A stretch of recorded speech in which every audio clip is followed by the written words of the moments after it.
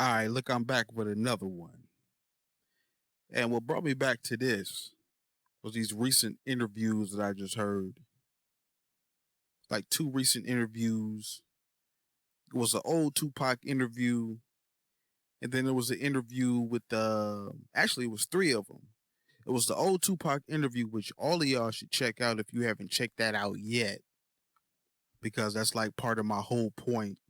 Then the second interview is with the drink champs and Pras from the Fugees, and I'm gonna play a clip of that. And then the third one is Jackson. She just had an interview with the Art of Dialogue. But like before I play that interview with Prize, I should go and check out that video that like I think Pac was probably he had to been it was right around the time he was filming Juice, or he had already finished Juice, and then Tupacalypse Now was about to drop, and you can just hear what type of person he is. You can hear what type of person that like who this type of man was, or the way he was growing up. It was gonna be a threat because he wasn't just no average motherfucker on the street just talking and everything. But I'm gonna get into that. But first, this Michelle Jackson. Now, like I said before, I play the audio from Drink Champs. I want to talk about this Miss Jackson's interview. You know, she mentions a whole lot of shit. And a lot of shit that like she mentions, it's the type of shit that Pac didn't do with everybody. So she had like a type of special friendship with Pac when it comes to mentally, the mentality and shit like that. Like she even mentioned like like certain motherfuckers think just because the niggas don't see titties and ass, or they gonna see titties and ass, that they supposed to be all excited and start acting like fucking animals and shit. And she explained that's how Pac was. It's like me. I'm the same type of way. I could relate. I seen titties and ass before. I ain't never been to no strip club. The only way I'm going to a strip club is somebody paying for me. That's it. Other than that, I'm not finna go to no strip club to watch no females shake their ass and titties and shit. And I'm supposed to give them money, gas money, rent money, whatever type of money that's supposed to be mine for me to enjoy myself or pay other shit with or do other things like that. Even if I had disposable income. I seen titties and ass, so I'm not gonna get excited about it like normal regular niggas would, and acting like fucking animals and shit like that.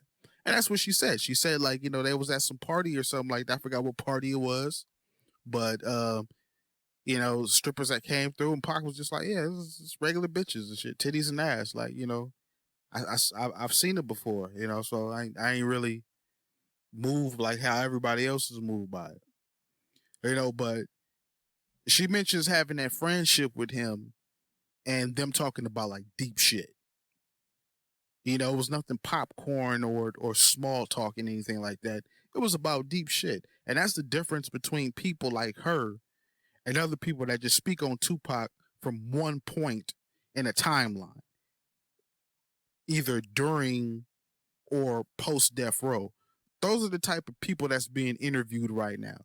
Those are the type of people who like, who are saturated with everything because they only have that little part of the timeline in Tupac's life. And when you're speaking about Tupac, you got to go all the way back. You can't just start at one point and be like, "Oh, that's what it is," and I figured everything out. You can't do that. So if you're gonna do anything, you have to start from a point where everything began, and where everything began was at a revolutionary part of his life, the beginning of his damn life. That's what they would speak about. That's what she said they spoke about. They spoke about revolution. What would happen if there was one, and how people would change, or you know how people destroy themselves and other things, including politics. Just the normal shit that you wouldn't have with certain type of females, even certain type of dudes. It's like with certain motherfuckers, you got to talk to them. You got to dumb yourself down just to have a decent conversation and shit like that. But this female, Miss Jackson, she was one of them people that like he can open up with and he can talk to and shit like that. So and then she mentioned a lot of other things and everything like that, including like um some personal stuff and just overall, her experience with Pac or whatever. But she ran down, the chain of events and things like that. And we don't also look at that fully when we think about the chain of events that happen when we're dealing with Pac and everything like that, because we get so fixated in Pac or whatever that there are other events that happened prior to Tupac and everything like that. And one current one, well, before him, that happened was the shit that happened with Easy E. Easy E just died of AIDS like a week later, and everybody was like, "Oh yeah, he was just fucking hella bitches and he caught the virus, and then he dead." And that's how everybody wrote it off, because that's how everybody perceived it. That's when you were talking to certain people and they mentioned, "Oh yeah, well he was promiscuous and shit, so that's what killed him." And I was like, "No, there was something else behind that." So that was '95. The '96, that's when Pac happened. The '97, that's when Big happened. So it's these whole chain of events that, like, the simple person, the simple minded person, is not going to take the time and think about that. And if they're not thinking about it, they're not going to take the time just to go and just do a little bit of homework or something like that.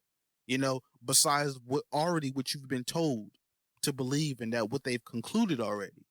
These are these certain people who she was talking about. So speaking about that, and then you going back to paying attention to these interviews and what these people are talking about, especially these interviews that are rare, that like can just be taken off at any time and nobody will be able to find them. They might flag them once they get taken off and stuff like that, if you do have them and stuff like that. So it's important to get this shit and be able to understand what people like us are talking about and what we're speaking about, because it's like, unless you store the shit on the flash drive somewhere for you to have for it forever, as a file you can download or something like that, a lot of this shit probably ain't gonna be here in a little while. you know so it's like, her talking about all this stuff, and the things that Tupac was talking about was these events that was happening, and it's like everything was all tied to somehow for some reason, and nothing is isolated. Then you have these other people who will listen to that and be like, "Oh, now you just talk about conspiracy talk and everything like that." Like, we got to get past those people. Like, those people are just jogging in place. They're on a hamster wheel, and there's nothing we can do for them. We can sit back and argue with them and go back and forth with them, but they're still on that fucking hamster wheel, and they might deny it. It's just that's what their train of thought is, and it's like, just let them be who the fuck they want to be. That's who they are. That's who they show who they are. They're not gonna change that. They're already core set valued into who they are. They're set in their ways. So just let them be who they are. So we don't even have to have the time or take the time to argue with those type of people. So then the question came about: um, did her and Tupac have any discussions? About these people that's always coming for him. She mentioned about him just saying to her, like, "I'm just trying to stay alive." For the fact that he had a following and he was waking people up through his music. This whole revolutionary thing is what we're talking about, whatever. Like I said, the shit with Orlando and everything, I'm gonna get to that shortly.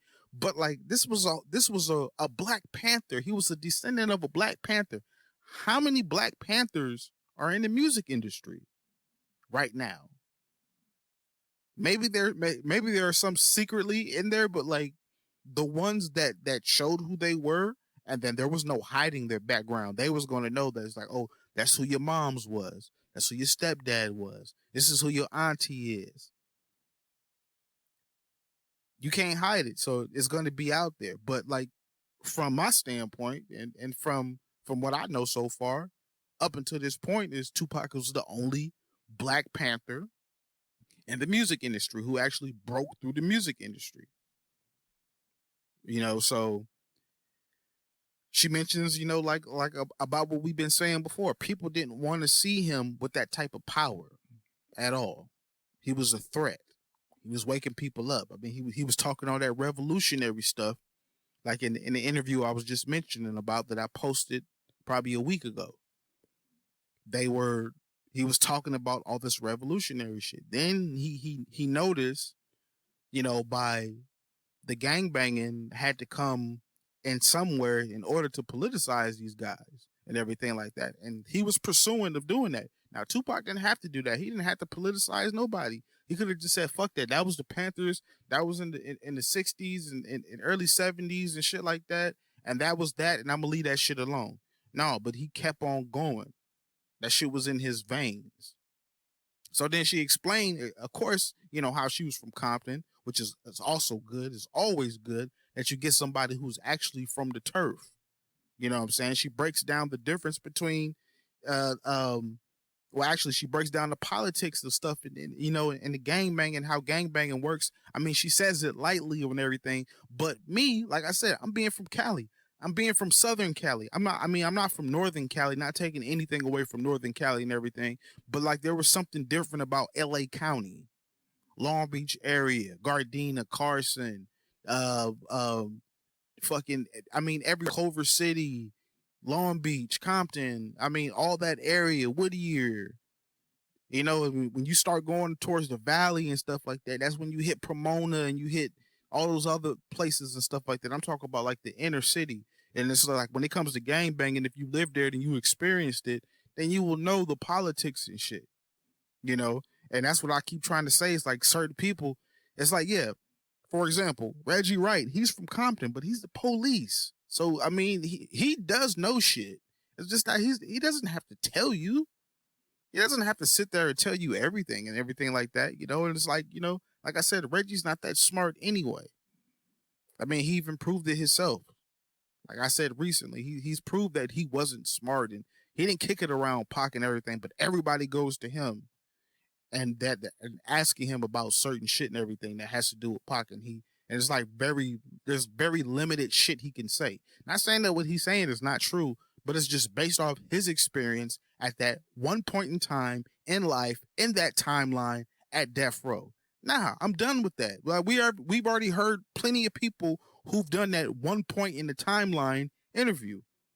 No, like these people, this Miss Jackson, these are people that nobody's touched, nobody's interviewed, and I'm pretty sure there's more people out there that's like that. Just like this goddamn Pras interview that I'm about to show right now. I'm about to play the clip of. You know what I'm saying? But she broke down the politics and gang banging and shit. And it's like this. It's hard trying to explain to certain people about how gangbanging works in California and shit like that. And how people are certain people are just like chameleons. And then she explained that about Pac. He just blended in. This was like me. Like I wasn't no gangbanger, but I knew a whole bunch of niggas who bang.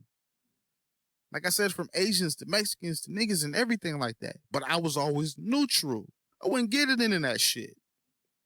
But was there a point that I could have been in danger because I was hanging with certain niggas? Yeah, of course. Was it some niggas that was beefing with another set that I didn't know about? And if them niggas from that other set came over and saw me with them, then I'd have been caught up with them, right? Of course. There's always a possibility that that's going to happen. But she spoke about him being a chameleon. And how he blended in, he wasn't no gangbanger. He was a revolutionary. It's like revolutionaries will be considered kind of like gangbangers and shit like that because it's just of where they stand, but it's not that type of gangbanging. It's not about you killing over, territory and drug territory or colors or what part of the neighborhood and everything like that. And like in the beginning, like I said, people don't even know the history of gangbanging, especially in California, how it started. It was to protect the fucking neighborhood, and it was like more like Panther status or Panther mentalities and stuff like that because that was that's what came out of there was the Panther mentality. That part of that era was slowly declining, and then it became into gangs and stuff like that. So like, and it was very interesting that a lot of people they don't even want to admit that, like Pac, he was a smart motherfucker, and he knew how to blend in. It was just like he was not this average ass, stupid ass thinking nigga that most of y'all like to hear. Y'all like to hear from these niggas. Y'all like to hear from these people who don't they don't think about shit. I mean, that you just love hearing them talk, or you just love hearing about their accolades and stuff like that. I'm talking about as far as like when it comes to Tupac and shit. Them being individuals has nothing to do with it. So I'm not taking anything away from somebody being an individual and their accomplishments and stuff like that. I'm talking about like these people who think that they know what Tupac was going to do, what he would have said or did at this time, and they never even spun any quality time with him in order for him to actually trust you enough to open up to you. I mean, because he's a Gemini, and of course, you know, a Gemini, if they don't trust you, they don't fucking trust you. That's just it. You know what I'm saying? So, you know, that whole thing, the whole interview about, you know, what she was saying, I was just like, yeah, these are the type of people that we need to get interviews from and stuff like that. Because she didn't want to mention a whole lot of shit and everything like that. You know, but she broke down the basics, like the shit that you niggas should already know.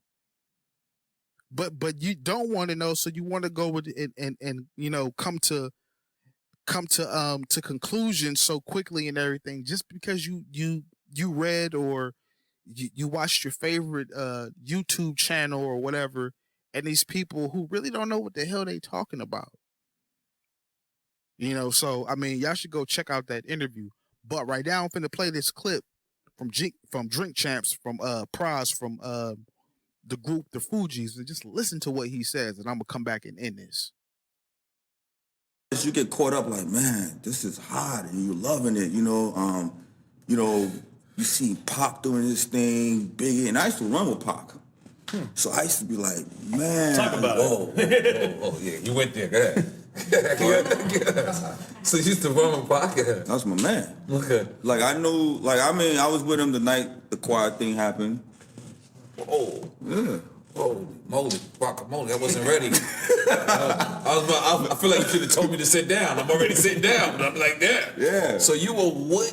Tupac? Describe yours, part of that story.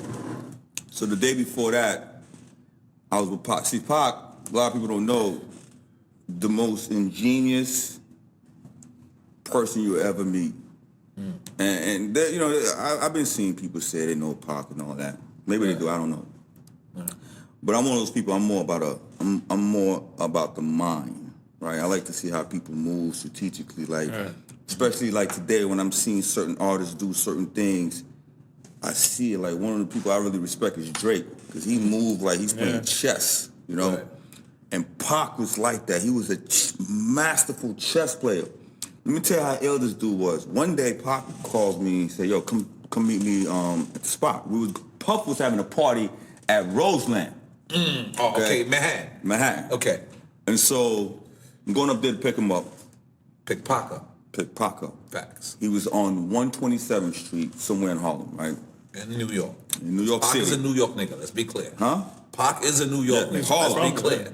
Sorry, LA people. Raised on the West. Raised on the West. So 127th Street, I go to this building, and it's like this orange building, right? So I'm like, all right, cool. It's the actual building. I walk in, and I see this guy walking like, so I'm like, that's some weird shit, cool. I get to the front desk, and it's like this girl sitting like this, like, can I help you? I'm like, yeah, you know, I don't want to, you know what I'm saying? Like, I don't want to act like I notice what's happening, right? But I know it's some weird shit. I'm not understanding where I'm at. So I said, yeah, I'm here to see. Now, it wasn't under his name. It was under this chick he was staying with name, right? So whatever her name was. So I'm here to see such and such. And she's like, okay, you know, and she does the thing. And so I go in the elevator, and it's like, this guy that's like, the fuck? I'm like, what? I'm thinking, what the fuck is this place I'm at, right? So I get to the apartment. I'm like, yo, Pac, there's some weird shit going up in here, man. I see a motherfucker like this, doing, what the fuck, where I'm at? He said, oh, this is a mental retarded home. Oh, wow. He said, my homegirl works here. So I said, yo, why the fuck you stay here? He said, Pras, if niggas come for me, this is the last place they're gonna think I'm at. No, but when you think about it, it's some brilliant shit. That's the last place. You ain't gonna go to a mental home to look for a nigga. That's crazy. You see what I'm saying? I definitely think that's where we was ending this story. That was it. No, that's it. But that's where the whole Machiavelli shit is on. Because you know what? I don't know if people know what Machiavelli faked his death, correct? Faked his death to see how his friends really thought about him. He would go around and say, "Yo, what'd you think about Machiavelli?" Man, fuck that nigga. So he saw everybody that wasn't really rocking with him that act like they was rocking with him when he was alive. So that's where that whole, because Machiavelli was a philosopher. Right? So Pac was heavy into that kind of shit. But yeah, so I was with him the night before that, I got a call not a call. At that time, we only had pages. Remember them pages? Pages, yep. Not the 2-ways. Before the 2-ways. Way before Straight the beeper. Yeah, Motorola. Straight beeper joint. Yeah, Motorola. I get a text from Wyclef. Mario Van Peebles had just finished doing this movie called Black Panther. Remember that movie, Black Panther? Oh, I know. No, from back then? From back then. No, not the superhero movie. Black Panther. The one that had the soundtrack. Okay. The soundtrack. Okay. So he was a fan before we even blew up. So he wanted us to do a track. So Clef was like, yo, you got to come to the studio now in Jersey because we got to deliver this shit by tomorrow if we're going to make the soundtrack. So I told Pac, like, yo, I can't go to the studio with you because he was going there to meet with Jimmy. Remember Little Sean? Yes, I do. So he was going in to do a song with Little Sean. So I said, yo, I'm going to have to get with you later. So I went to Jersey. He went to Quad. Wow. And then that whole shit went down. You know, there's another nigga that was there too. Who's that other nigga? See, niggas don't even talk about the other nigga. That nigga got shot up too. Not Stretch. No, not Stretch. Okay. Another nigga. Who? I forget his name, but it was another nigga there. We gotta remember his name. Yeah. I call my man Haitian Jack. Haitian Jack can tell you the story better than I can. Now, Haitian Jack is in Dominican Republic right now, right? Yeah. That's where you from. No, I'm from Puerto Rico. Not too far. Oh, you from? I know it's different. I know exactly. I'm right. Not too No, I far. thought you was Dominican. No, I'm Puerto Rican. But, I never not claimed Sometimes you're Dominican. Dominican. No, because all my friends are Dominican, so I never, it's Yeah. cool and it's close to Haiti, and I'm cool with all my friends is Haitian. So it's just like, It's all the same. I just rep this shit. But yeah, Jack is in Dominican Republic. Right. Because we get to see the Tupac movie, and we got to see I never saw it. You never seen the Tupac movie? How was it? You gotta see it. Okay. One, you gotta see it because it's history. I've been meaning to see it. And two, you have to see it because there's different interpretations of people's lives. It's just like right now, Pras, right? You come in, me and you, we see each other. I see you with the Cartier bracelets. Those are very expensive, by the way. People just want to throw that out there with no ice. Very expensive, my people. Right? So he walks in, but now there's certain people who can take this same interview and they can see a totally different thing. Right. They're not wrong. It's their Interpretation. It's their interpretation. Like me and you can have the same view, but you can have a different outlook. So for people who really weren't around or really didn't understand hip hop, I recommend you go and watch it. It's like even the Biggie movie. Like a lot of people don't really salute the Biggie movie as much, but I feel like you should. I saw that. I feel like the best movie. It's straight out of Compton. Straight out of Compton. Yeah. Look, That's what I think. But That's you know what? the Tupac movie, in my opinion. The reason I haven't seen it, I've been busy, whatever, but Right.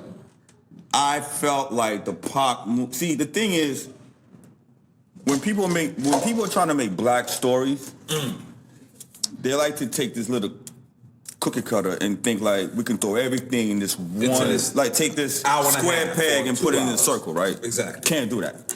The Compton worked perfectly for what it was, because there's a lot of dynamics about it that made it work.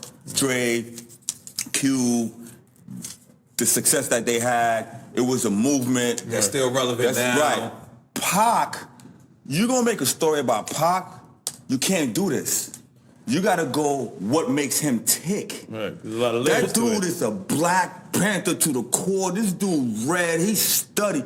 So you gotta talk about the man and what made him tick, because he was a very complex dude. Yes. Because 1 minute, he's talking about this revolution and talking about black women, and the next minute he's ready to go bust his guns. So right there, you clearly hear what he was talking about when Tupac invited him to the mental hospital. He said he went to go see Pac, and then he was under another name, a female that worked there. He was at a mental hospital. Why was he at a mental hospital? He said if somebody wanted to come for me, that's the last place they'll look. I mean, come on. If that don't tell you how smart this motherfucker was, then I don't know what else would tell you. Because that's my first time hearing a story like that. That's why I said, like, we need these type of people who want to talk, who are comfortable with the interviewers. They're not going to go to these interviewers who are saying, well, if you don't believe Orlando Anderson did it, then you stupid. Ain't nobody got time for that childish shit. Ain't nobody got time for that. So a lot of these people who are interviewing the people, the pro Orlando Anderson theory, they're not going to get these type of interviews. You know what I'm saying? Because even if these people feel that Tupac is dead, they're not even saying he's alive. They're not saying anything about that. They're telling you about this motherfucker's mentality when they was around him. This revolutionary Panther mentality. I mean, come on now. This motherfucker's what the hell was he doing at the hospital, at the mental hospital? Who knows? Who knows what he was doing? But this motherfucker knew people were after him. It's somebody. He don't know who the fuck it is, but it's somebody. But like he said, hey, I'm in a mental hospital, so this is the last place that they're gonna look. That's genius shit. And you motherfuckers are sitting there talking about this motherfucker was gonna sit there and get popped off again and just let it happen. Like I said, those are the people who are interviewing everybody else who are pro Orlando Anderson theorist. Those are those people who are getting those interviews with with those type of people and everything like that. Like I said, Miss Jackson said she didn't believe Orlando Anderson did. I mean, you just know. I mean, the politics, like I was talking about, the gang banging politics and stuff like that. Like they would have knew. Like I remember when I was young, everybody said Baby Lane didn't do that shit. I mean, he was that type of dude, if you was to fuck with him and everything like that, like he had those type of stripes, but like the killing Pac, nah. They've been saying that shit for years, but it's these other motherfuckers that's keeping that same shit up. Is because you got to remember, Orlando Anderson is dead. He can't speak for himself. He even said it on national TV. He said, I didn't do it. I'm not the one who did it. Y'all got the wrong dude. But like I said, you got everybody else. We already know who they are, who are still pushing this. And there are other people who are behind them and who feel that that's what happened. They don't even question it. You can tell that they're not sure. They're not sure about it. But it's just like, for me, just to stay out the shit for them, I already know they're going to ask me a few questions about Pac. And other than that, then, I want to get back to what I'm doing and everything. Those people are like that now. So they don't want you switching up the questions and shit like that. They just be like, yeah, Orlando Anderson did it. Yeah, that's what they said. So, whatever. But they're just, these other people was like, nah, we're not saying he alive, but we don't think Orlando Anderson did it. So like that already opens up another conversation and another situation and shit when you're speaking on this type of topic. Because like I said, the people who believe that he's dead, they don't even come to an agreement on how he died. You understand how this shit is working? So you got people who say, yeah, he's dead, but Orlando Anderson did it. And then you got people saying like, yeah, he died, but it wasn't Orlando Anderson. It was some other shit. And like I said, when you go deeper into this revolutionary Panther mindset, you go back into those early interviews and you look at how he was speaking and how he was talking. He was talking revolutionary. He was paying attention to certain things that was happening in society. He was remembering what things were happening, what he was taught, growing up and shit like that. People want to make fun of him and shit and talk shit about a point in his life where he was he was in the arts and there was gay people and he was doing ballerina. All that shit is distraction. All that shit is distraction. It's a bunch of bullshit. Because it's like, okay, just because a motherfucker is in some type of activity or around people who are probably gay, or that it's mostly ran by gay people and everything, that makes him gay or bisexual. Come on, man. It's just a bunch of bullshit and distraction. But like I said, like, just hearing that and then hearing the Miss Jackson interview, I had to make this video. And then plus the old interview, like I'm just saying, like, everybody is people that's telling everybody it's time to wake up, it's time to wake up. But it's like you can keep telling these people what to do and how to do it and everything like that. But if their mind is already made up and their mindset is just like that, just let them be it. Because until some evidence come out, some more evidence, some more proving evidence, I don't even think it matters. It could be some more proving evidence that comes out he's alive, and they're still not gonna believe it. But the thing about it is, like everybody says, like us on this side say, they can't prove to us that he's fucking dead. The only thing they can keep going to is Orlando Anderson, and everybody knows that shit is false. So if Orlando Anderson didn't do it, then who did? They can't answer that. They don't want to go beyond that, because that's when you're talking about other shit. That's what you're talking about when you bring in Russell Poole and his shit and all this evidence with that. I mean, he's gone. He can't say nothing. But we already know what everybody said about what Russell Poole said, what he found out and everything. And that's going back to Biggie and shit. And how was it tied to Tupac and shit? So we already know what that's going. So they're not going to sit there and be like, well, Orlando Anderson didn't do it. No, these are these certain type of people, this a certain group of people who probably took some type of stance or some oath that said that no matter what, we will never change our story that Orlando Anderson did it. And if you got those core people at the bottom who hold that foundation, that's what it's always going to be. But then you got everybody else who just they wasn't born yesterday. It's not easy to fucking to trick them and shit.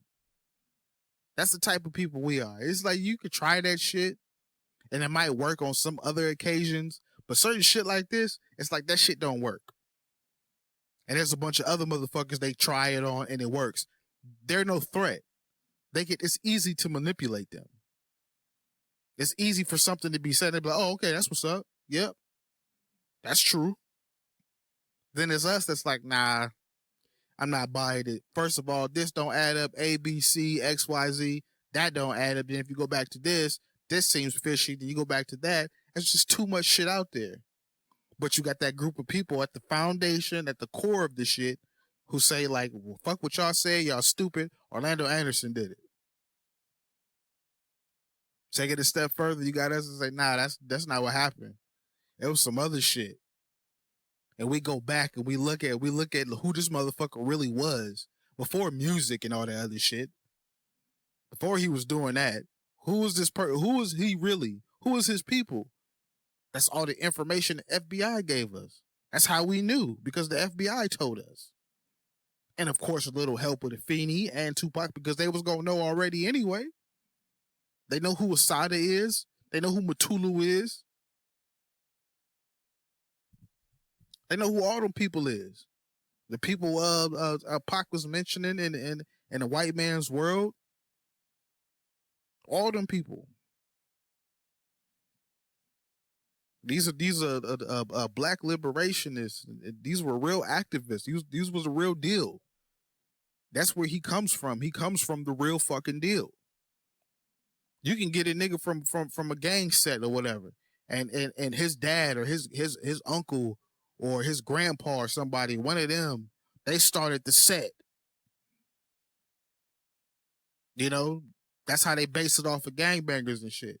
But when you put a revolutionary next to that, next to the motherfucker who found the set and his offsprings, compared to the motherfucking Panthers and their offsprings, I'm pretty sure the goddamn Panthers is going to take it. Because, of course, that came first. That was the original set right there. It was everybody. It wasn't this avenue of Panthers. It wasn't that boulevard of Panthers. It wasn't this this such and such street of the Panthers. No, it was all Panthers. Then they got it all twisted when they even, they tricked each other. I'm pretty sure that's what Pac was talking about to Miss Jackson, about how we destroy each other. The Panthers destroyed each other by letting other motherfuckers come in and infiltrate. Then that's where you got the East Coast and the West Coast Panthers going against each other in Chicago, in the middle America and shit like that. That's when it all came falling apart. But like I said, you compare that shit to who this person really is. If you really understand that and think like, damn, my people ain't no revolutionary. They can talk about this shit, but they wasn't actually in that shit. And there are no documents to prove it. There are no pictures to prove. Oh yeah, you got whatchamacallit standing right next here to Bobby Seale.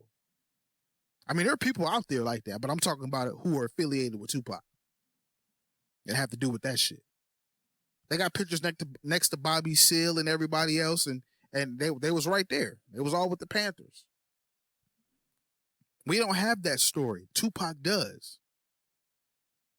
And then, like I said, you got these naive motherfuckers, and that's my whole problem, is that the people, they know it's there, they just don't want to see it. They don't want to admit it's there. And there's a bunch of shit there. They just, I ain't got time for that. I don't want to look at that. Well, then fuck you then. Well, then keep talking your shit, but keep talking that shit over there. Don't try to come across the street over here, because you already got your shit, right? Your shit is already laid out. Your bed is made. You're ready to lay in it. So that's cool. So like I said, that's my only problem with the people who just don't want to do the research.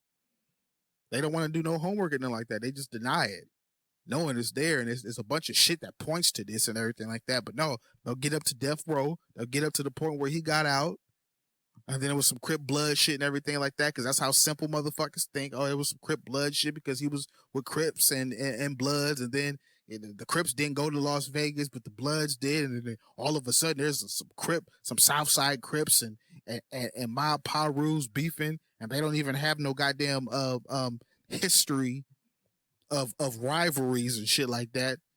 But Orlando Anderson did it and blah. That's it. That's just to take the fucking icing off the cake, like, so nobody pay attention. It's just directing the fucking shit, the conversation somewhere else. I already know how this shit works. But people like me, we know how this shit works. You want to derive the conversation, you want to dance around this shit and derive it away from where it needs to be really focused at. We already know how that shit works, and we know that's what happened.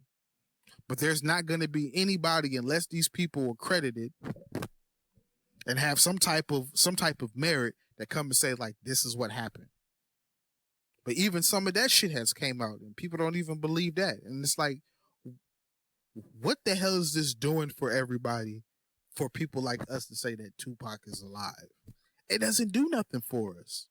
We're just saying, like, that's what it is, nigga. That's what it is. Stop all the he finna show his face shit. If he does, he does. If he doesn't, I'm still cool with that too. But that's not what faking your death means. Faking your death is to get you to think that, or get people to think that you're dead. Why would you want to come back and show your face? For what? That's a dumb move.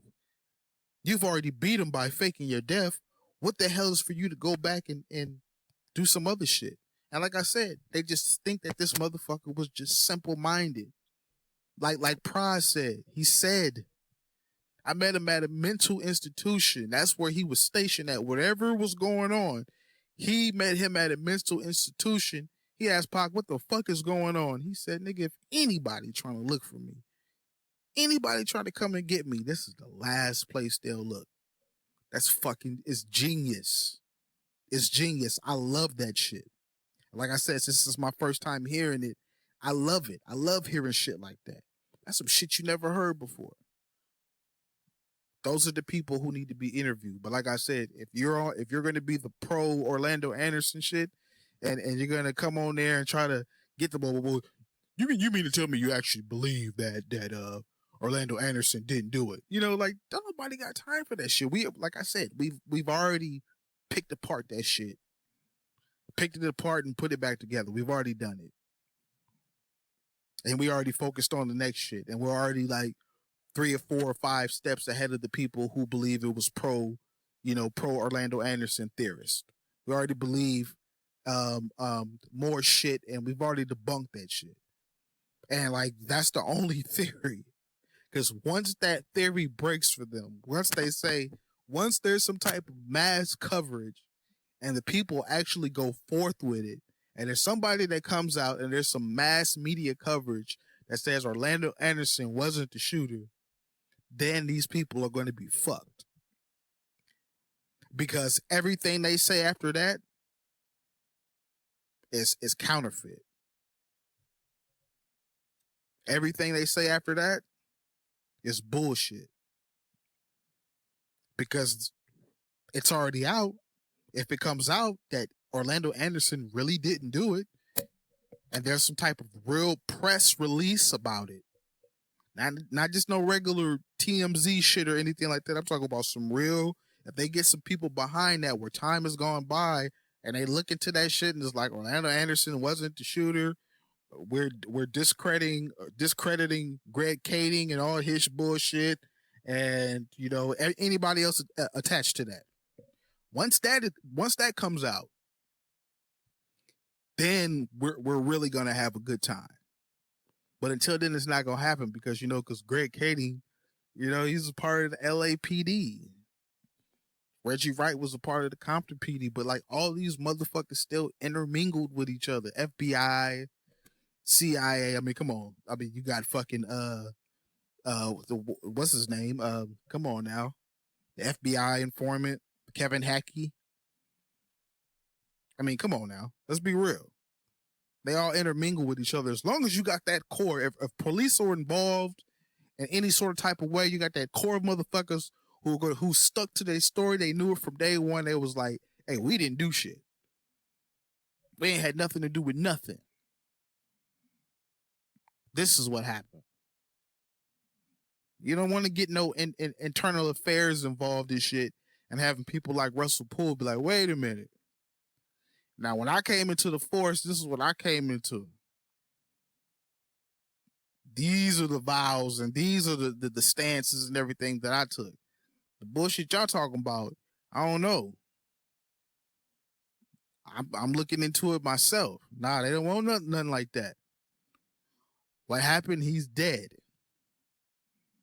Get too close, you die. It's real life. This ain't no fucking movie.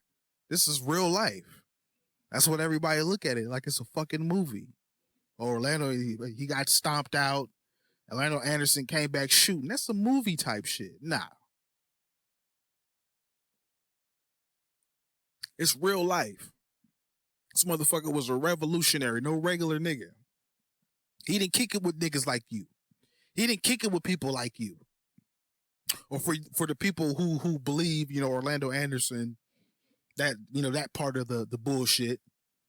He didn't kick it with people like you. He didn't associate with, even though you might be his fans, even though you might just be diehard everything Pac, he didn't fuck with people like you. Because you weren't gonna wake up back then, and you definitely sure ain't woke now. You weren't eventually gonna be that spark that he was talking about. He might not be the person to change the world, but he would be the spark. In some way, fashion, or shape, he was gonna leave his mark. If he would have left and walked away from hip hop when he got shot and went to jail and said, "Fuck that, I ain't getting that. I ain't signing the death row. I ain't doing no more music. I'm done." He still would have left his mark somewhere, somehow. It would never be known. But no matter what, he still left that mark. And it was a spark that he talked about. So all the prophecy and everything like that, yeah, that's very common when you come from a strong bloodline and shit, and your goddamn screws is on tight, and you wired up good. Yeah, you'll be able to prophesy some shit, even small shit in your life. You'll be able to prophesy, oh, the fucking bus finna come right around the corner right now. Oh shit, there it go. I prophesized that. That happens all the time. When you're wired shut, when you're good wired, all your nuts and bolts and everything is tightened up. Yeah, that's your mentality. But he left a spark. He left a spark, and he let us know what the fuck was going on. But only the people like us was gonna figure the shit out. Everybody else was just gonna keep doing what they was doing. All the motherfuckers, like a lot of you motherfuckers is fans of him, but like all the negative shit and all the negative people he was rapping about, so rapping about y'all and y'all offsprings. That's what all he was rapping about, is motherfuckers and their offsprings. All the bullshit that they was doing, all the bullshit that they keep doing, that's what he did. That could last for generations because he was talking about generations. So it's just never stuck at just one point in time. A lot of the shit that he was talking about is still going on today because he didn't pinpoint one part of timeline or one part in the timeline and just made that the majority and the absolute. So those are very two interesting interviews. And that little part that I played from the Drink Champs, that's about that length right there. That's all when they're talking about Pac. I mean, they probably mentioned some other stuff, but that is the part that I wanted everybody to focus on. And then, of course, the interview with the Art of Dialogue with Michelle Jackson, that one was nice. Then, like I said, go check out that old interview that he did during his Tupacalypse Now days. Check that one out. And keep supporting everybody else who are just picking up the pieces, and we all putting them together on this little small community. Whether we get recognition or not, because like I said, there are people out there who are getting that recognition, and the energy is gravitating towards them and everything like that. So if we got to help them out with some other shit, like these interviews that I just popped up on, a lot of people may have seen them and not spoke on them yet, or a lot of people may not have seen them. But check that shit out. Like, I'm just telling you, this should just be popping up like that. It's inevitable. Like, the truth is inevitable. The shit is going to happen no matter what. The truth is going to get out there, especially on this shit. So like I said, we just keep chipping away and keep firing off. No matter what, we still going to be on our square. So y'all check this out. Y'all keep posted.